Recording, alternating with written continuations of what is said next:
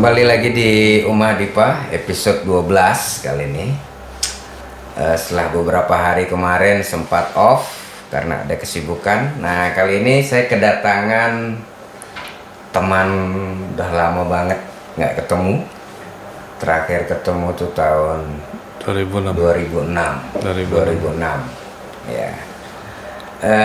Yopi dulu pernah rekaman di sini dengan salah satu dengan grup bandnya, anak band dulu. Anak band Yopi ini dulu anak band. 2006 enggak sebelum itu rekamannya 2005 lah. Akhir 2005 mulai. Iya betul. Itu mulai rekod lah. Betul. Bersama grupnya Infus waktu itu. Iya. Setelah lama nggak ketemu beberapa waktu yang lalu lah. Dan Yopi cerita tentang awalnya saya melihat postingannya Yopi di Facebook. Ya. Tapi nama lengkapnya siapa sih, Yop? Lalu Yopi Dian Sastra. Terus nama Facebooknya Mami Gara. Ya. Itu Gara tuh berarti nama anak atau gimana? Anak yang cowok. Iya. Itu sempat saya bertanya-tanya, Mami Gara. Dari mana dia dapat nama Gara? Ini nggak ada namanya Gara. Oh, ternyata nama anaknya. Nah, akhirnya dari postingannya Yopi lah saya tahu bahwa Yopi sekarang kok sangat aktif di satu dibilang komunitas atau paguyuban lebih tepatnya ya. Sekarang sangat interest banget atau aktif di salah satu paguyuban yang ada di Lombok terkait dengan keris.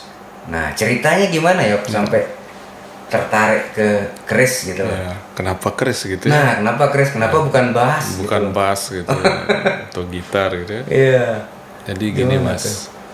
Sebenarnya kan waktu ngeband dulu juga enggak pernah kepikiran keris ya. Oke. Iya, jadi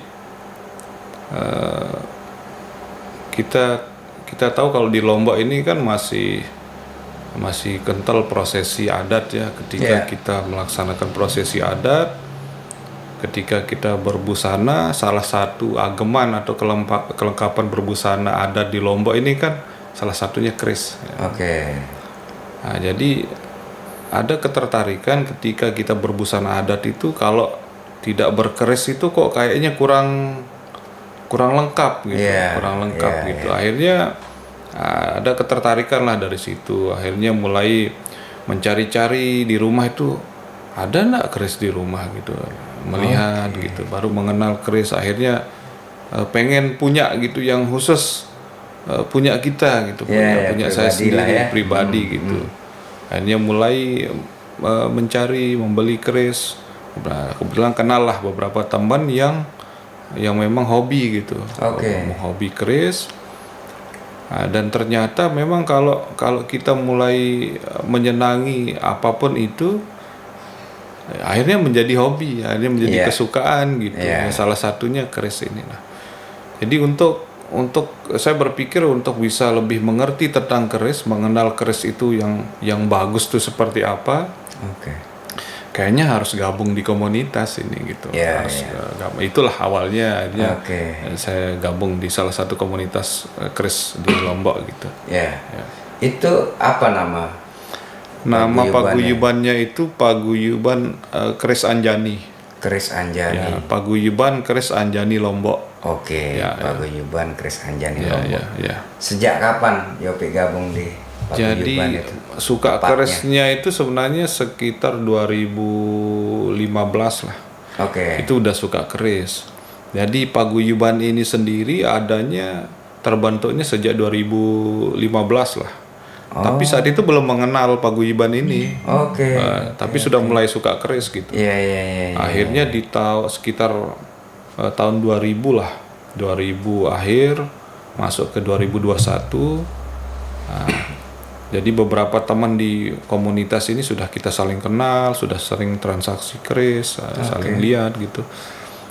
sama-sama sering belajar juga gitu. Akhirnya coba ada keinginan gitu. gimana kalau saya gabung aja di komunitas ini gitu. Karena saya berpikir waktu itu keris ini kan sebagian besar orang itu masih melihat sesuatu yang sesuatu yang berbahaya kan. Senjata tajam. Ya, orang berpikir bahwa aparat juga melarang, ini bagian dari menganggap ini sajam, sehingga wah ini gimana caranya kita hobi keris, punya keris tapi ini tidak dianggap berbahaya begitu. Nah, salah satunya itu ketentuannya di pemerintah itu, di peraturan itu, bahwa seorang yang boleh membawa keris adalah seorang yang tergabung dalam komunitas. Tergabung dalam komunitas, dibuktikan dengan kartu anggota dan sebagainya. Sehingga itu juga mendorong saya untuk harus gabung nih supaya punya kartu keanggotaan gitu. Hanya itulah awalnya gitu. Berarti di sekitar tahun 2015 itu terbentuknya si paguyuban ini ya. Awalnya berarti dari situ. Nah, kalau sebelumnya mereka gimana? Ya, maksudnya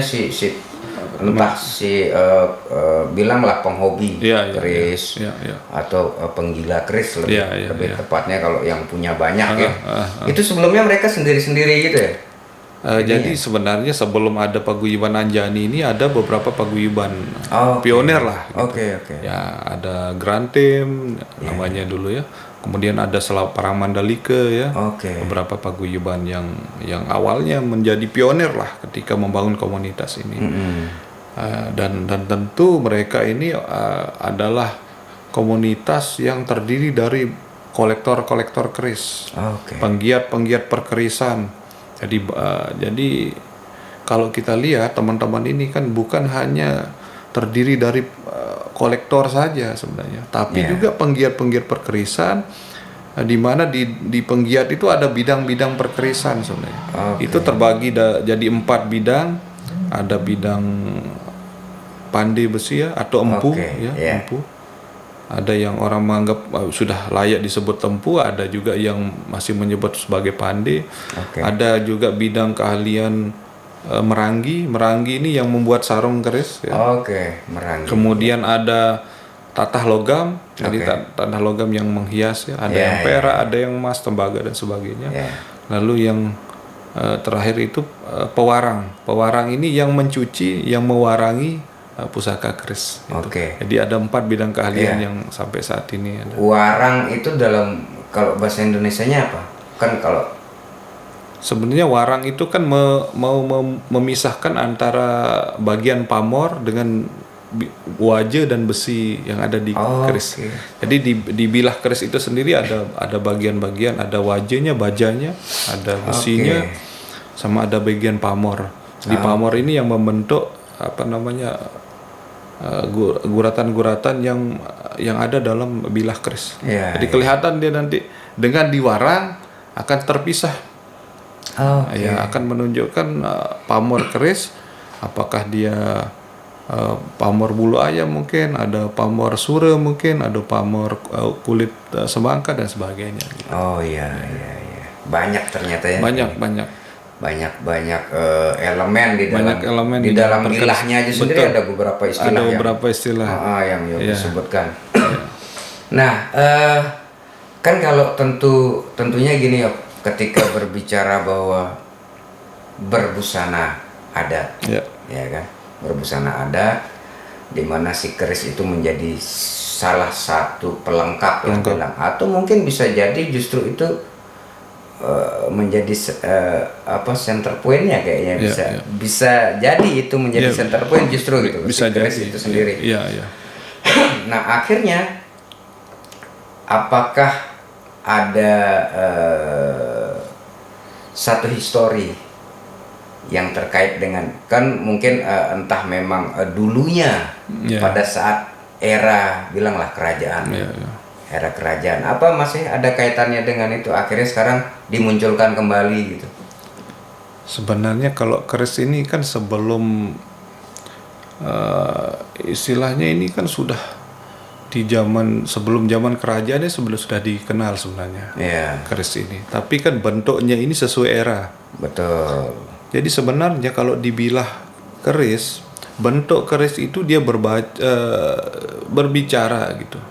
bahwa bentuk seperti ini ada di era ini. Apakah dia di era Mataram, di era Majapahit, di era Singosari dan seterusnya.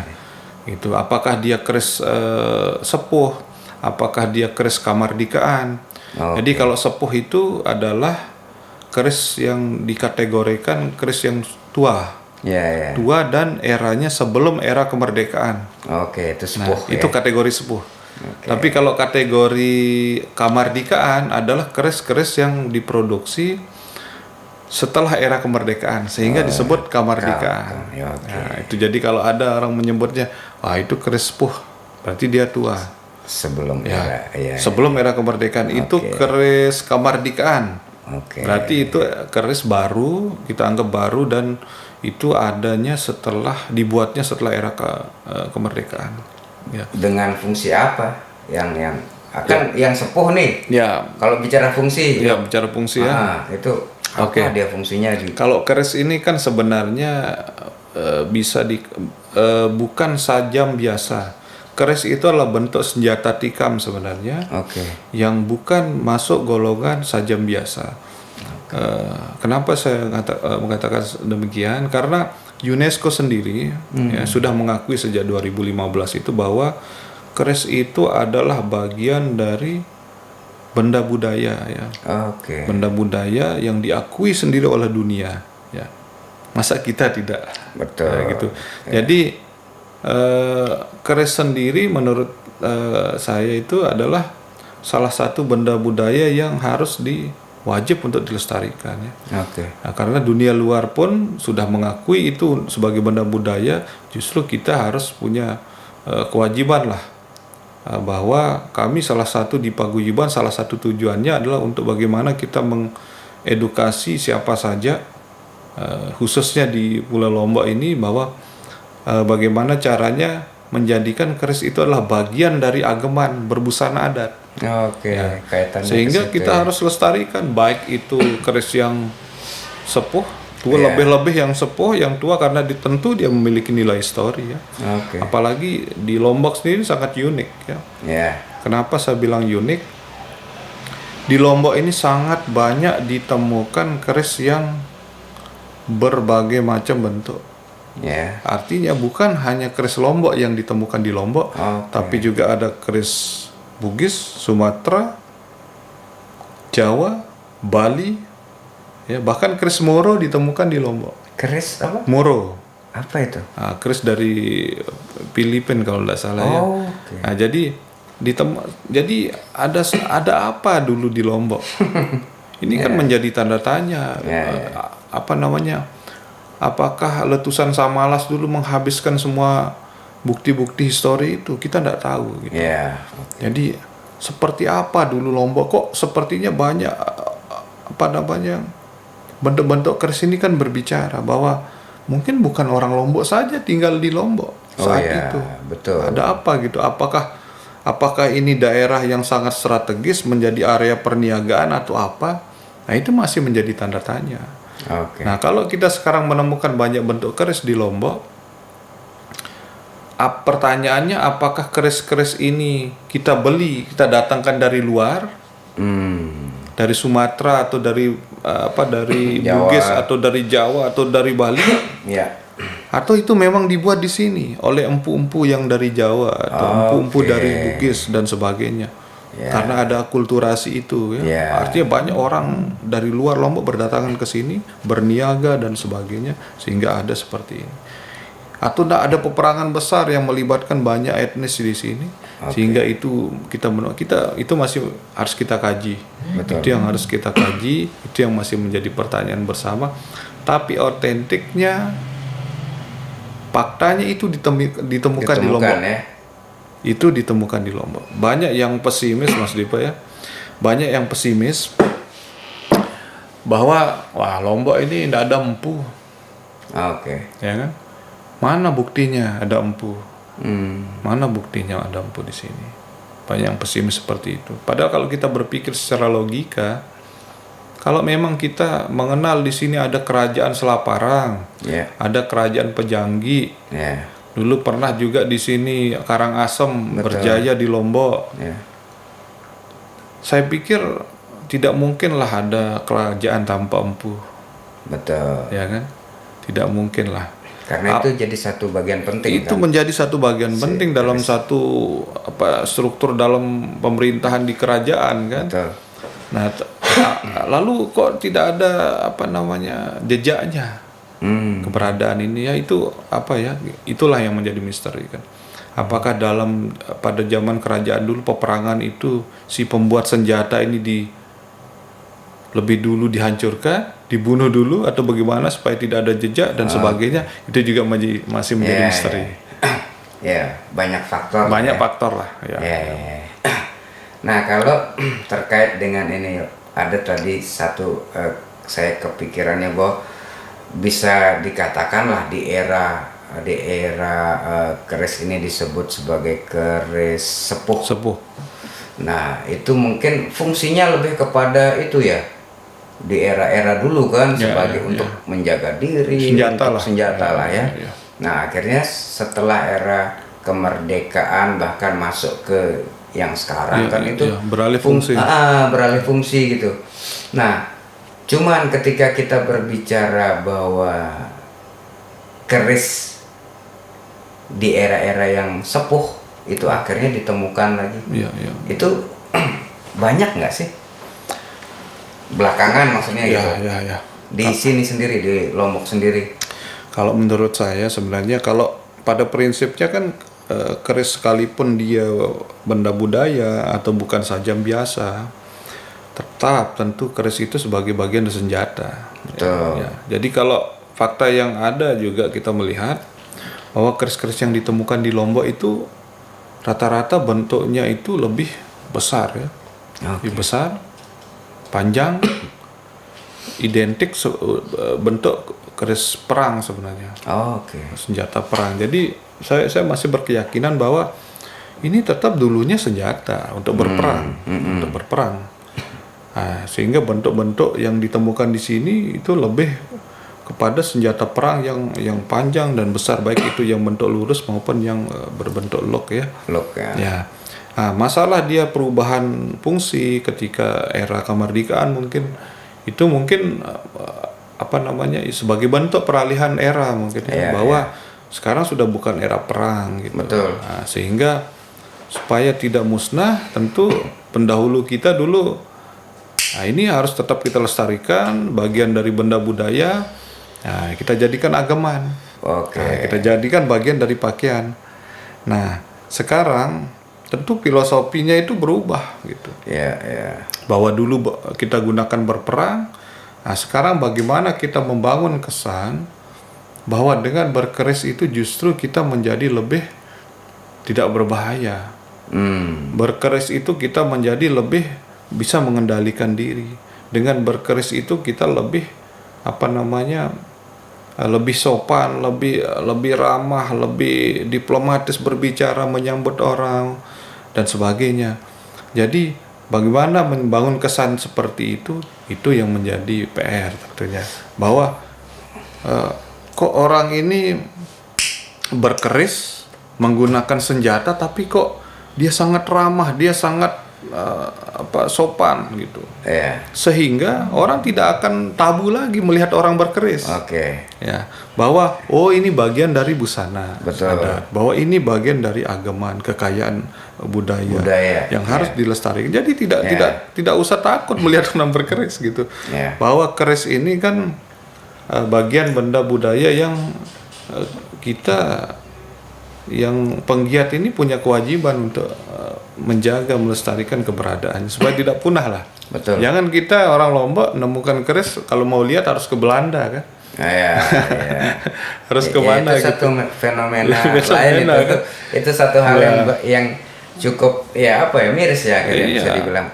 Akhirnya berdarah-darah untuk mengembalikan kemari kan.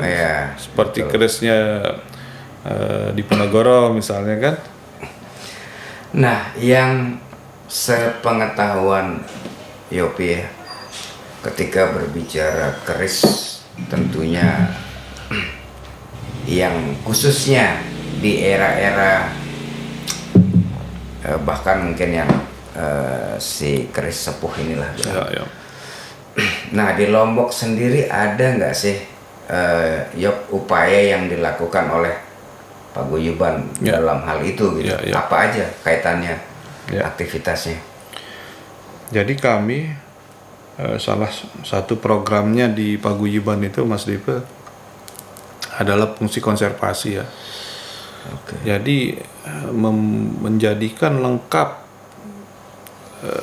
set keris ya, dari handle, bilah, sarung ya dan sebagainya, itu kan unsurnya macam-macam gitu. Bilah misalnya, kalau kita bicara sepuh, itu tentu bukan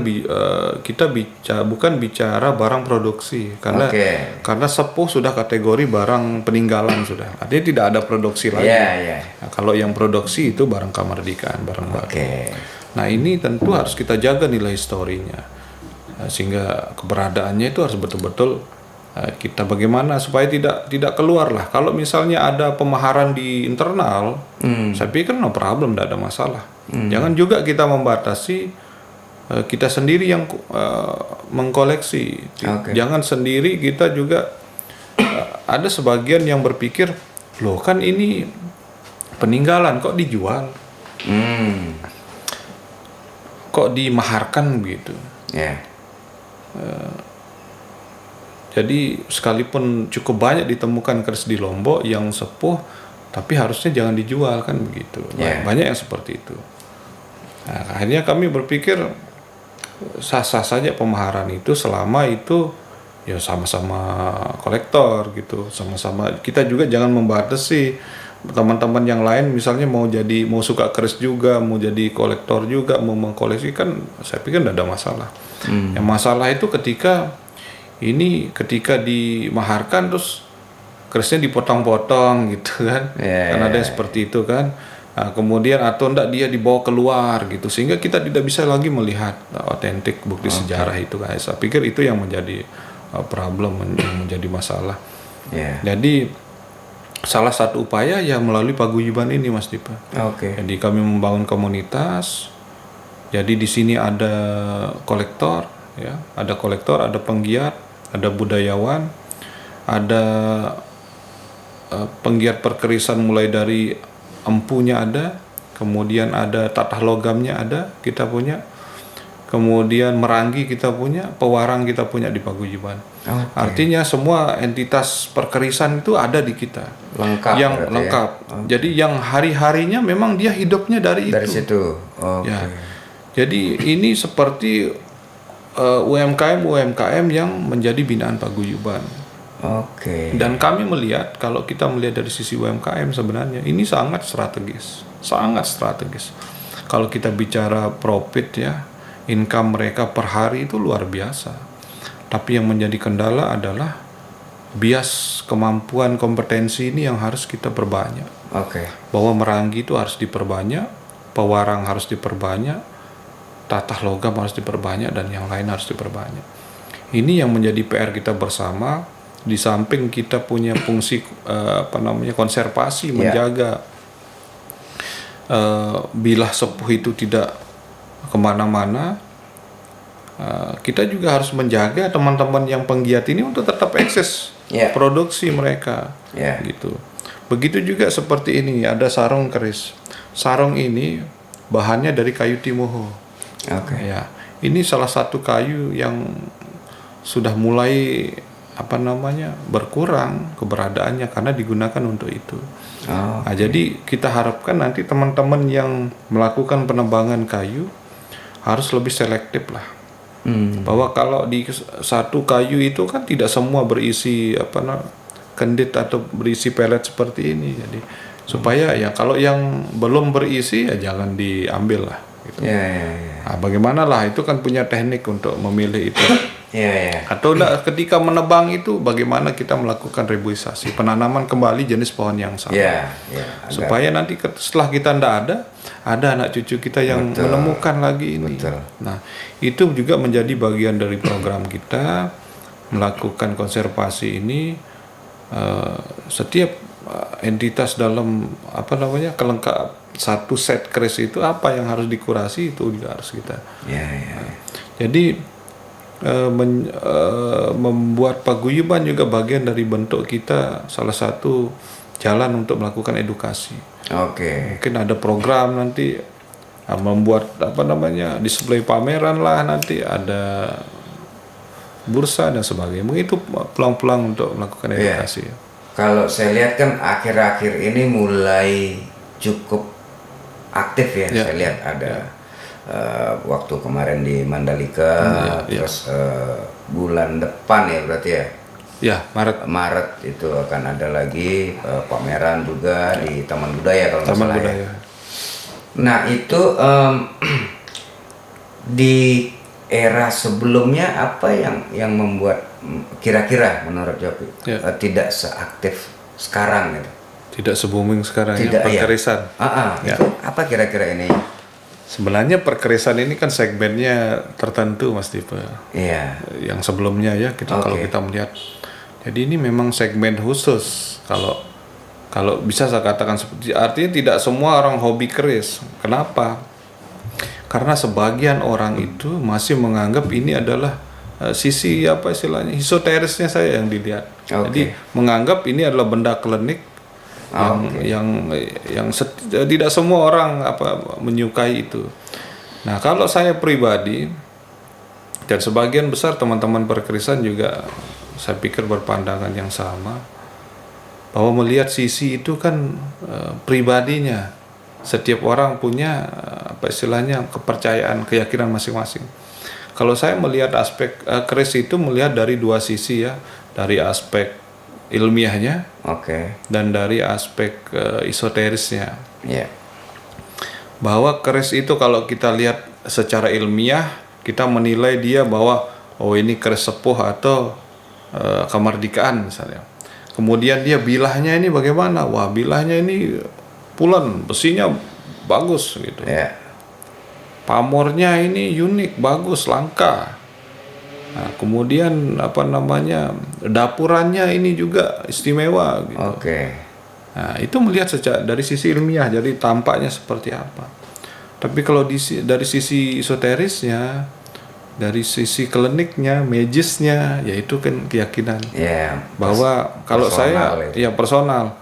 Kalau saya meyakini setiap besi tua itu pasti ada hodam lah ya. Pasti ada itu.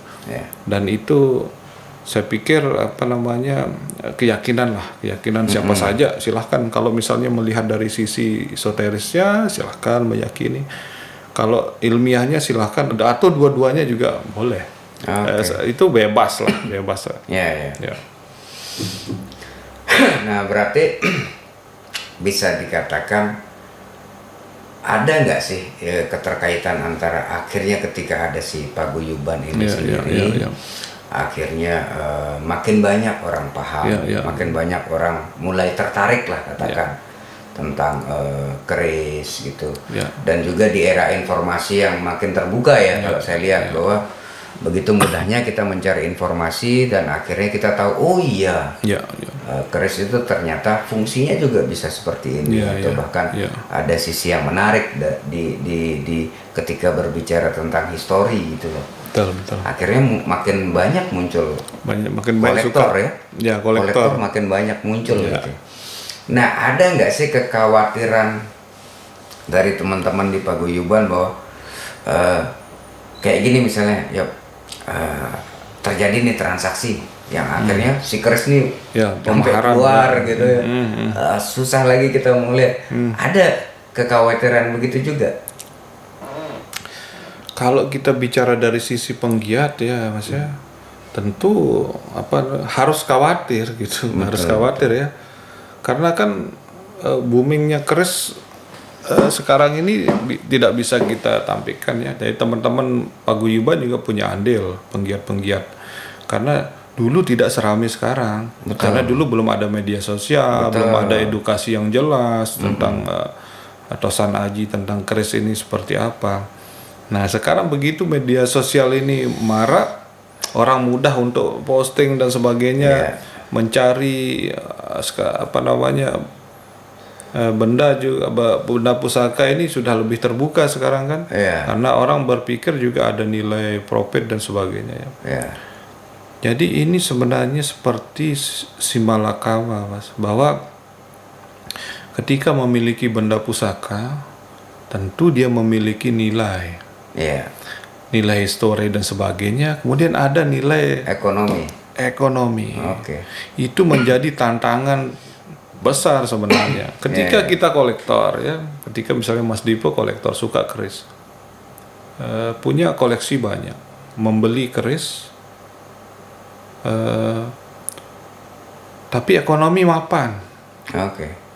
Jadi saya tidak ada keharusan menjual keris untuk memenuhi kebutuhan saya, karena kehidupan saya waktu itu mapan misalnya. Bagi orang-orang, bagi kolektor yang seperti itu, ya dia aman-aman saja. Dia pasti kolektor yang dengan enak juga bicara bahwa wah ini tidak boleh keluar, ini saya jaga dan sebagainya, enak bicara seperti itu. Tapi bagi teman-teman penggiat yang kondisi ekonominya kurang bagus, tapi kebetulan dia punya pusaka yang bernilai ekonomis tinggi, pasti tergoda, itu pasti ya. Apalagi ada sisi itulah bahwa saya harus jujur Mas Dipo ya, bahwa ketika kita hobi keris ini kan hobi, bisa kita bilang hobi mahal, hobi mahal lah. Benar. Jadi bagaimana caranya kita hobi bisa punya tapi kita bisa bertahan? Nah, akhirnya ada solusi. Berpikir saya pribadi juga berpikir seperti itu. Wah, ini kita harus ada mikir sisi bisnisnya juga, ini gimana caranya kan gitu. Nah, ini juga menjadi tantangan kita, bagaimana kita bisa tetap koleksi tapi aspek bisnisnya ini juga tidak merusak merasa tatanan konservasi tadi. Betul. Nah, itu yang harus mungkin kita bangun konsep, kita discuss bagaimana caranya, bahwa mungkin yang sepuhnya ini kita keep lah, kita simpan, yang kemardikaannya kita produksi, mungkin kita main dengan bilah yang bagus, dengan merangi sarung yang bagus, sehingga keris kemerdekaan pun bisa kita jual dan seterusnya. Jadi itu juga masih tetap kita bangun pemikiran seperti itu, bagaimana dan sebagainya, teman-teman juga tetap produksi. Jadi kita harapan kita kan karena ini ada nilai ada UMKM di penggiat ini, ya harapan kita pemerintah juga jeli melihat ini. Mungkin melalui podcastnya Mas Dipo, pemerintah nanti lebih terketuk lah hatinya bahwa oh ini ada bisnis strategis ini yang bisa kita, di samping kita nilai budaya terjaga, tapi ada sisi industri yang yang bisa dibangun di situ, yang strategis, yang bisa dibiaskan ke yang lain. Dan ini ada sebelum ini kan bisa dibilang ini industri rumahan yang ada sejak zaman kerajaan dulu. Sebelum ada UMKM yang terkenal sekarang. Era sekarang. Kenapa ini tidak dilihat begitu? Tapi Mas Dipo, kami tetap berupaya ya, bahwa teman-teman ini, harapan kita bisa bisa eksis. Salah satunya adalah dengan membangun komunitas ini untuk membuka pintu bagi mereka nantinya. Kemudian kita juga buatkan event-event pameran, supaya hasil kreativitas mereka itu bisa dipamerankan di situ, bisa dibursakan di kegiatan itu. Saya pikir itu, Mas. Berarti lebih dominasinya adalah bahwa si paguyuban ini adalah sebagai salah satu media untuk mengedukasi mereka ya, dan ada sisi industrinya di situ yang terkait dengan si para penggiat keris itu sendiri. Akhirnya si konservasi ini nggak bakalan terancam nilai-nilai konservasinya.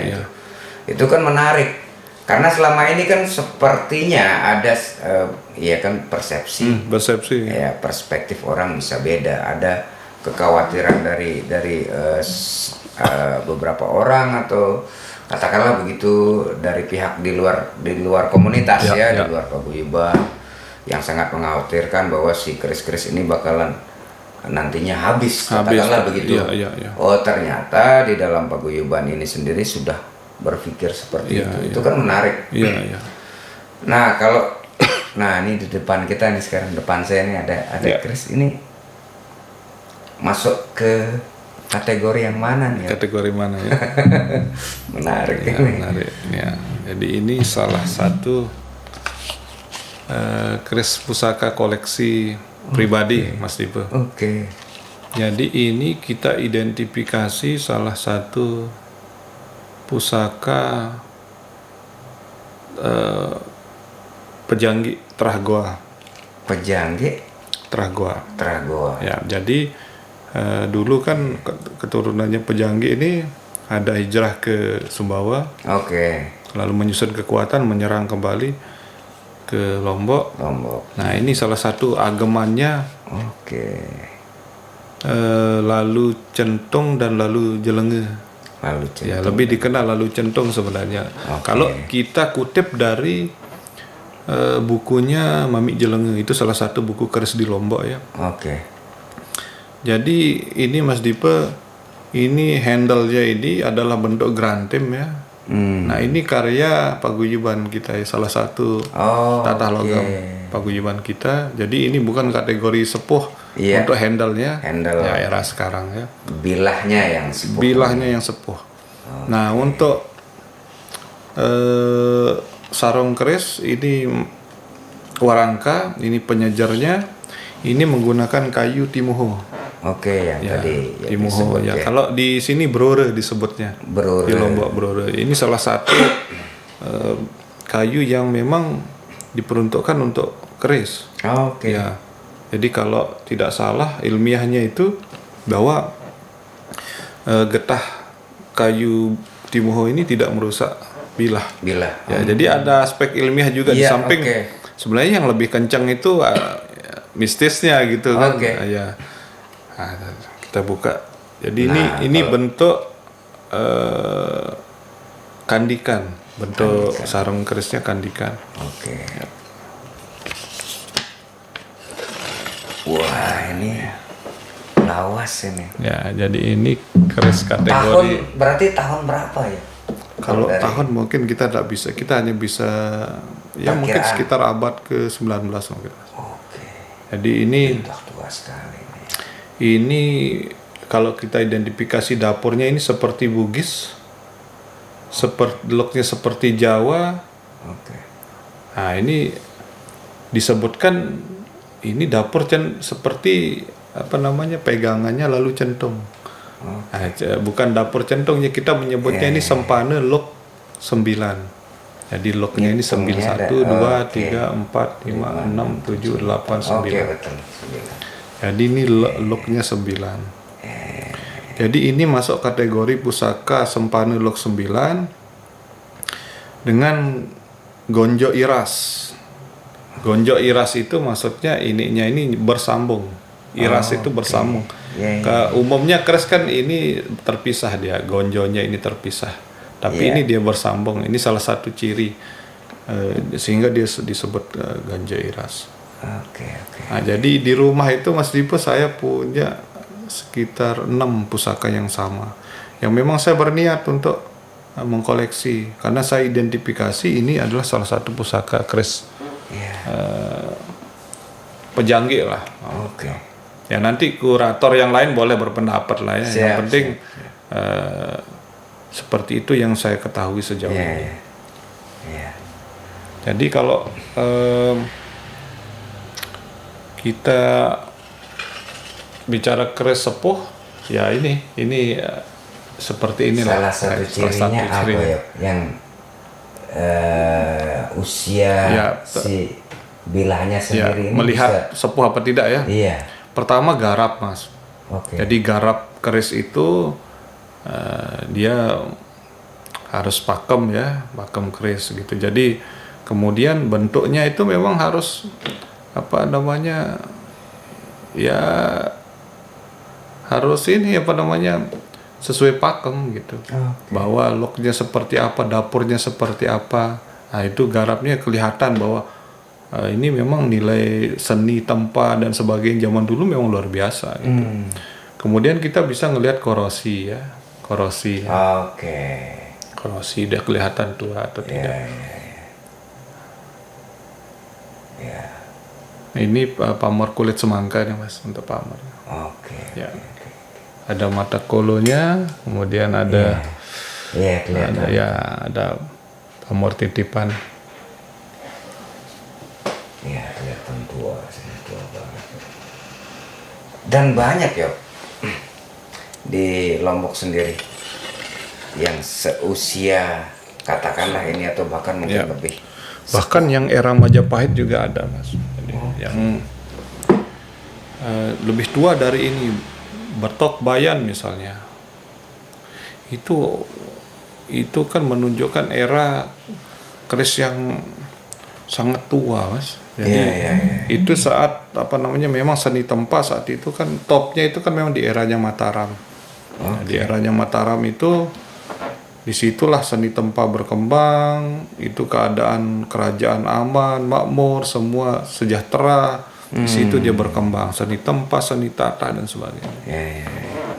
Jadi memang bentuk pusaka itu bicara sesuai eranya. Memang tidak detail dia. Kadang kan kita tidak sejarah kita apalagi di Lombok ini tercecer Mas, tidak seperti di Jawa, tidak seperti di Bali. Itu menjadi tantangan tersendiri kita untuk bagaimana serpihan-serpihan ini kita gali, sehingga teman-teman yang bicara sejarah, bicara segala macam tentang sejarah Lombok lah, tentang babat Lombok, tentang sejarah keris. Ketika dia tidak mulai mengkajiannya itu dibuat dalam bentuk tulisan, ya omong kosong saja. Ya betul. Penting sih. Menulislah mulai sekarang, buat jurnal atau apa saja, artikel atau apa saja. Itu sangat bernilai. Itu sangat kita hargai gitu. Sehingga kita nanti di event kita selanjutnya ini Mas Dipa, kita ada sisi podcast nanti di sana. Nah di situ kita coba gali, kita diskusi mungkin bagaimana sejarah keris, terutama keris Lombok. Kita bicara edukasi tentang bagaimana bisnis keris yang sehat gitu. Betul. Supaya nilai konservasinya tadi itu terjaga dan sebagainya. Itu mungkin bisa jadi poin-poin penting nanti dalam bahasan. Menarik. Jadi buat teman-teman yang pengen melihat atau menyaksikan bakalan ada satu event ya, pameran dan juga di situ ada podcast. Jelas itu kental dengan sisi edukasinya di Taman Budaya bulan Maret. Tanggal berapa ya? 15, 16, 17. 15, 16, 17 itu bakalan menarik pastinya itu. Pasti menarik Mas. Pasti karena menarik itu. Tidak selalu ada pameran keris. Betul. Tidak selalu ada pameran keris. Tapi susah nggak sih dapat izin untuk buat pameran keris tuh untuk saat ini? Jadi kita melihat, kita berpikir bahwa ini memang momen harus kita buat event. Pertama kita sudah terlalu lama vakum, 2 tahun ini COVID. Teman-teman perkerisan ini sebenarnya tidak terlalu, kalau teman di Lombok sebenarnya tidak terlalu terdampak yang khusus ya, karena pemaharan maupun sebagainya ini masih bisa secara online kan. Jadi tidak selalu menjadi masalah ya. Nah, cuman kan ketika kita bicara ini penasional, mendatangkan teman-teman dari luar, nah tentu ini harus kondusif. Dan ini harus kondusif, dan ini akan menjadi event yang eksklusif lah, agak istimewa karena di tengah setelah kita didera COVID dan sebagainya, kita bisa kembali melaksanakan event yang seperti ini gitu. Nah, memang kami sudah coba mengurus ke tim gugus dan sebagainya Mas Dipa. Kemudian ke pihak Taman Budaya juga sudah memberi ruang untuk kita di tanggal itu, alhamdulillah. Ya tinggal kita persiapan lah. Persiapan bagaimana menghadirkan teman-teman peserta dari luar, kemudian menyiapkan materi untuk pamerannya, karena ini kan nanti terbagi 2, ada pameran, ada bursa. Nah pamerannya ini kita menampilkan 20 sampai 25 keris pusaka yang sudah dikurasi oleh kurator. Bahwa dia istimewa dan layak untuk dipamerkan. Sehingga saya pikir ini di komunitas atau di apa istilahnya personal biasa itu sulit untuk melihat. Di event ini bisa dilihat, artinya yang tidak pernah dilihat pun ada nanti. Akan tampak di situ. Ya kita harapkan semua orang meluangkan waktu Mas Dipo untuk hadir itu, minimal untuk mengenal lah. Ya mungkin tidak langsung suka ya, tapi minimal setelah melihat, merasakan atmosfer itu seperti apa zaman dulu keberadaan pusaka ini. Ya. Nanti kita akan bangun konsep pameran dan bursa ini juga dengan kegiatan yang lain yang supaya menarik lah. Karena itu kan terkait juga dengan ketika berbicara sebuah peninggalan, gitu. Itu kan kaitannya dengan sejarah. Di situ ada budaya yang akhirnya ada perkembangan si budaya itu sendiri dari zaman ke zaman. Itu kan menarik sebenarnya. Menarik. Dan juga hal yang lain saya lihat dengan adanya si pameran ini kan salah satu bentuk konteks keterkaitan dengan dunia pariwisata, saya bilang gitu loh. Menghadirkan orang dari peserta ataupun bisa jadi memang sengaja untuk nonton. Kita nggak tahu ya nanti ke depannya gitu. Itu kan salah satu keterkaitan dengan dunia pariwisata. Gitu. Yang memang semestinya, kalau menurut saya sih semestinya memang selayaknya disupport. Begitu. Nah, sebelum ada nggak hal yang perlu Yopi sampaikan sebelum kita close? Jadi tadinya kita berpikir bahwa event kita ini ya harusnya seperti katanya Mas Dipo kan, harusnya ada support dong pemerintah, karena kita ini kan penggiat budaya yang artinya ayo dong kita menginisiasi, tapi kita harusnya didukung lah gitu. Jangan kita dibiarkan berjuang sendiri seperti ini.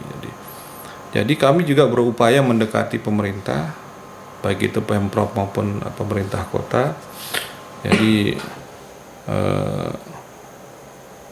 mungkin ada sisi dukungan seperti apa yang bisa diberikan, ya kita mengajukan bentuk-bentuk tawaran, proposal dan sebagainya, bagaimana kita dengan pemerintah itu bisa, pemerintah kita buka ruang untuk mereka juga berkontribusi ke kita, bahwa saya pikir setiap hal yang kepentingannya untuk publik itu harusnya kan pemerintah concern juga di situ. Jangan kita dibiarkan berjuang sendiri sebenarnya, seperti itu. Agar lebih maksimal. Gitu. Dan seperti katanya Mas Dipo tadi, ini juga bagian dari kita mendukung program pemerintah terkait pariwisata. Dengan keberadaan event ini, tentu orang dari luar akan datang. Apalagi ini kan menjelang pelaksanaan MotoGP 19, 20, 21. Dekat banget itu. Dekat banget. Jadi kita memang jujur melihat momen ya. Jujur kita melihat momen bahwa keberadaan tamu yang akan datang menonton MotoGP, ya kita harapkan mereka juga dapat menikmati sisi budaya. Jadi kami hadir di sini dalam kegiatan ini bahwa kami menunjukkan sisi budayanya lah. Di aspek budaya kita dah handle. Kalau misalnya saya nggak tahu ya di pegelaran MotoGP ini pemerintah menampilkan aspek budaya itu apa gitu. Saya nggak ngerti juga Mas Dipo. Jadi, tapi kami tidak pikirkan itulah. Kami tidak pikirkan itu karena kami juga tidak pernah diajak bicara soal event seperti ini untuk ayo Anjani misalnya, apa nih yang mau ditampilkan di event, kita kasih space nih, kita kasih ruang. Tidak ada seperti itu. Jadi ya harapan kita dengan kita berinisiatif sendiri, mungkin pemerintah nanti melihat begitu bahwa wah ini ada yang bisa kita berdayakan. Ya, mereka-mereka yang di penggiat pelaksanaan haji, bahwa misi kami juga sebenarnya harapan kita ini menjadi edukasi setiap masyarakat bahwa tidak hanya di momen MotoGP nanti. Betul. Harapan kita jangan sampai ketika tidak ada momen kita ini tidak ada menjalankan misi penggiat budaya perkerisan ini. Jadi saya pikir pemerintah juga harapan kita ke depan ada support lah untuk kita. Sebenarnya kan di konteks bahwa apapun yang masyarakat atau satu kelompok lah, katakan komunitas, mencoba berbuat bukan hanya untuk kepentingan si kelompok aja kan. Jadi kalau kita lihat impactnya apa kan itu dari si gelaran ini. Impactnya apa, ada nggak ke masyarakat. Ini kan seperti Yopi cerita tadi bahwa ada teman-teman para penggiat yang memang hari-harinya hidupnya dari situ. Nah ini kan satu hal, satu pergerakan yang bagus kalau menurut saya, yang mungkin bisa mendapat atensi dan apresiasi gitu loh dari pihak manapun gitu, khususnya terkait dengan pemerintah, bahwa instansi-instansi yang terkait dengan konteks ini mungkin bisa diajak berembuk lah. Iya, diskusi mungkin. Diskusi ya. Oke, cukup panjang. Selain itu ada yang saya lupa nggak kira-kira? Itu nama Anjani itu ada hubungan? Nggak ada hubungan dengan Enwi Anjani ya. Nggak ada hubungan dengan. Jadi Anjani itu sebenarnya ini inisiatifnya teman-teman pendahulu ya. Artinya di Anjani sendiri sebenarnya ada pionir ya. Ada istilahnya apa ya? Ada penggagas lah. Ya, sebelum saya masuk ini memang sudah namanya Anjani. Jadi Anjani ini kan diambil dari nama Dewi Anjani ya. Bahwa Dewi Anjani itu kan salah satu tokoh. Kalau di Lombok ini kan terkenalnya kalau di utara itu Dewi Anjani. Ya kan, kalau di sana Putri Mandalika, perempuan semua. Ya, identik lah dengan hal-hal yang mistis. Jadi kita melihat bahwa Dewi Anjani ini adalah lambang, istilahnya lambang, bisa katakan mistis lah ya. Bahwa keris itu identik dengan hal-hal yang esoteris yang dan sebagainya.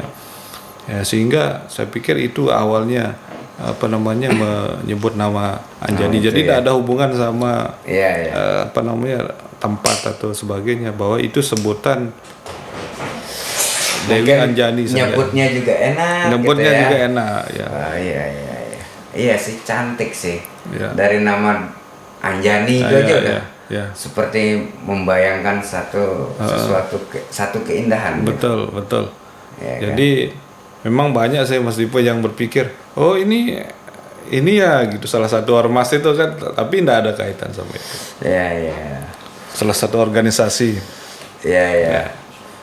Karena banyak sekali sih hal yang menarik kalau kita kupas semuanya dia nggak selesai. Gitu loh. Jadi sebenarnya banyak hal Mas Dipo yang kita bisa diskusikan terkait keris. Betul. Ya nanti mungkin di waktu yang lain. Ya, jadi itu buat teman-teman yang masih penasaran ataupun masih bertanya-tanya tentang keris, atau mungkin pingin menyaksikan langsung keris-keris pusaka, bisa nanti hadir di tanggal dan bulan yang sudah disebutkan tadi, 15, 16, 17 Maret di Taman Budaya Mataram, seperti itu. Jadi harapan saya minimal dengan podcast kali ini dengan Yopi sedikit memberikan gambaran kepada teman-teman bahwa bicara keris tidak hanya berbicara memandang dari sisi klinik saja. Sisi esoterisnya saja, tapi ada banyak hal yang terkait di situ. Ada sisi histori.